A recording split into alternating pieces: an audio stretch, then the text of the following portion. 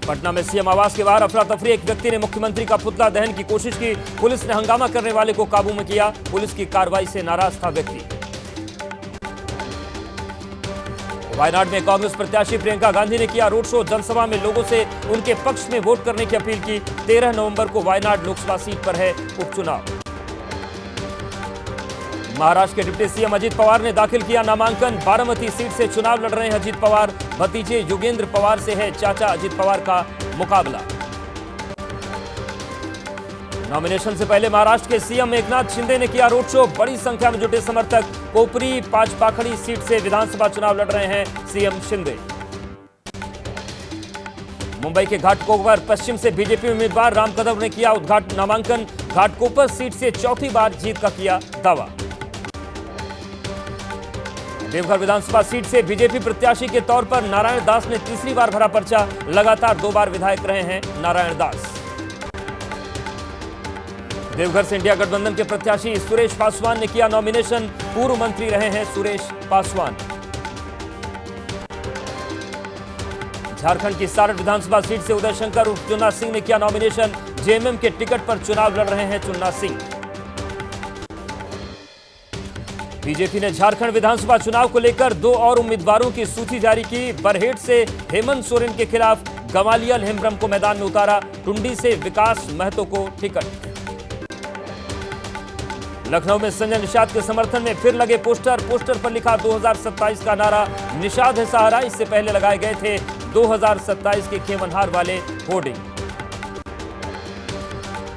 दिल्ली विधानसभा चुनाव को लेकर कांग्रेस ने शुरू की तैयारी। प्रदेश अध्यक्ष देवेंद्र यादव ने दिल्ली न्याय यात्रा का लोगो लॉन्च किया।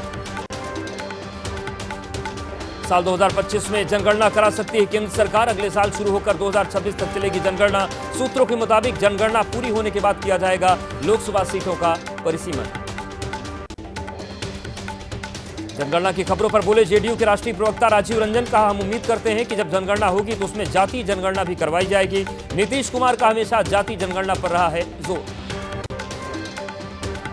दीपावली से पहले देश की बड़ी गिफ्ट। प्रधानमंत्री नरेंद्र मोदी और स्पेन के राष्ट्रपति पेड्रो साचेंज ने C295 विमान के निर्माण के लिए टाटा एयरक्राफ्ट कॉम्प्लेक्स का किया उद्घाटन। पीएम ने गुजरात को 4,900 करोड़ की सौगात दी।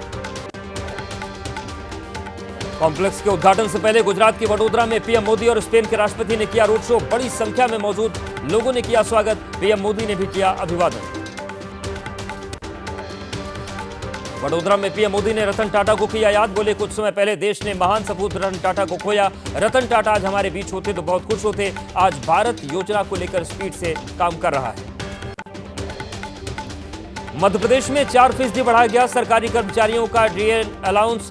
46 से बढ़कर 50% हुआ महंगाई भत्ता। दिल्ली मेयर चुनाव में देरी को लेकर बीजेपी का हंगामा। नेता विपक्ष राजा इकबाल और कुछ पार्षदों ने मेयर की कुर्सी पर लगाया दलित मेयर को कुर्सी पर बिठाओ वाला पोस्टर। छत्तीसगढ़ के सूरजपुर में बुलडोजर एक्शन। दोहरे हत्याकांड के मुख्य आरोपी के घर और गोदाम पर चला बुलडोजर। कुलदीप साहू पर हेड कांस्टेबल की पत्नी और बेटी की हत्या का है आरोप। बिहार के पूर्णिया से निर्दलीय सांसद पप्पू यादव को झारखंड के गैंगस्टर अमन साहू गैंग के सदस्य ने दी धमकी। कहा, ज्यादा इधर उधर 3-5 करके टीआरपी कमाने के चक्कर में मत पड़ो, वरना रेस्ट इन पीस कर देंगे। उत्तर प्रदेश के मुरादाबाद में नाबालिग लड़कियों से रेप के आरोपियों से पुलिस की मुठभेड़। बलात्कारी के पैर में लगी पुलिस की गोली। भोपाल में सीएम मोहन यादव ने बनाए मिट्टी के दिए। पीएम मोदी के वोकल फॉर लोकल विजन को किया प्रमोट। एबीपी न्यूज से खास बातचीत में बोले दिल्ली के पर्यावरण मंत्री गोपाल राय। कहा, दीपावली के बाद दिल्ली को नहीं बनने देंगे गैस चैम्बर। आर्टिफिशियल बारिश से करेंगे पॉल्यूशन कम। जगतगुरु राम भद्राचार्य ने बाल संत अभिनव अरोरा को बताया मूर्ख। बोले, वो कहता है कि कृष्ण उसके साथ पढ़ते हैं, शिष्टता नहीं है। क्या भगवान सिर्फ उसी के साथ पढ़ेंगे? हरियाणा और राजस्थान रोडवेज में छिड़े विवाद पर हरियाणा के परिवहन मंत्री अनिल विज का बयान। बोले, सेटल हो गया है मामला। छत्तीसगढ़ के बिलासपुर के कलर नकराना गांव में शराब के ठेके का विरोध। ग्रामीणों ने सड़क को किया जाम। शराब के ठेके को हटाने की मांग। महाराष्ट्र के सतारा में पुलिस ने गाड़ी से पकड़ा 8 करोड़ रुपए का सोना और चांदी। इनकम टैक्स विभाग को दी गई जानकारी। मुंबई के बांद्रा रेलवे स्टेशन पर मची भगदड़ का सीसीटीवी फुटेज सामने आया। ट्रेन में घुसने के लिए एक दूसरे को धक्का मुक्की करते नजर आए यात्री।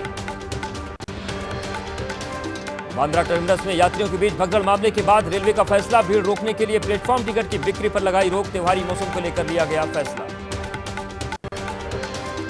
नई दिल्ली रेलवे स्टेशन, पुरानी दिल्ली, आनंद विहार, निजामुद्दीन, सराय रोहिल्ला और गाजियाबाद रेलवे स्टेशन पर भी फिलहाल प्लेटफॉर्म टिकट की बिक्री पर रोक। यात्रियों की भीड़ को कंट्रोल करने के लिए फैसला। त्योहारों को देखते हुए रेलवे की तैयारी, 7000 स्पेशल ट्रेनों का किया जाएगा संचालन। 1 करोड़ से अधिक सीटें उपलब्ध कराई जाएंगी। छठ पर्व पर गुजरात से बड़ी संख्या में घर आ रहे प्रवासी लोग। सूरत में काम करते हैं कई राज्यों के प्रवासी मजदूर और कारीगर। कपड़ा और हीरा उद्योग में करते हैं काम। दिल्ली के खान मार्केट में मॉक ड्रिल, दिवाली और छठ पर्व को लेकर की गई मॉक ड्रिल। बम की सूचना को लेकर अलग अलग महकमों की तैयारियों को परखा गया। त्योहारों को लेकर दिल्ली पुलिस अलर्ट, तिलकनगर बाजार में पुलिस टीम ने की गश्त। भीड़ कंट्रोल करने के लिए बाजारों में वाहनों की आवाजाही पर रोक। त्योहार के मौके पर कालाबाजारी करने वाली सक्रिय, गोरखपुर में खाद्य विभाग की टीम ने बरामद की 6 क्विंटल फंगस लगी दही नष्ट की। 1 महीने पहले एक्सपायर हो चुके थे दही के पैकेट्स। भोपाल में भारी मात्रा में पकड़ा गया नकली मावा। खाद्य विभाग की टीम ने 16 क्विंटल मावा जब्त किया। त्योहारी सीजन में खपाने की कोशिश में थे आरोपी। बागपत में पकड़ा गया 30 क्विंटल नकली मावा। खाद्य सुरक्षा विभाग की टीम ने पिकअप गाड़ी से बरामद किया नकली मावा। दिवाली पर सप्लाई को लेकर लेकर जा रहा था ड्राइवर। उज्जैन में खाद्य विभाग की छापेमारी, 150 किलो नकली घी जब्त। राजस्थान से इंदौर के जरिए उज्जैन पहुंचा था नकली घी। हैदराबाद के सुल्तान बाजार इलाके की पटाखा फैक्ट्री में आग से जलकर राख हुए कई वाहन। आसपास की दुकानें भी जली।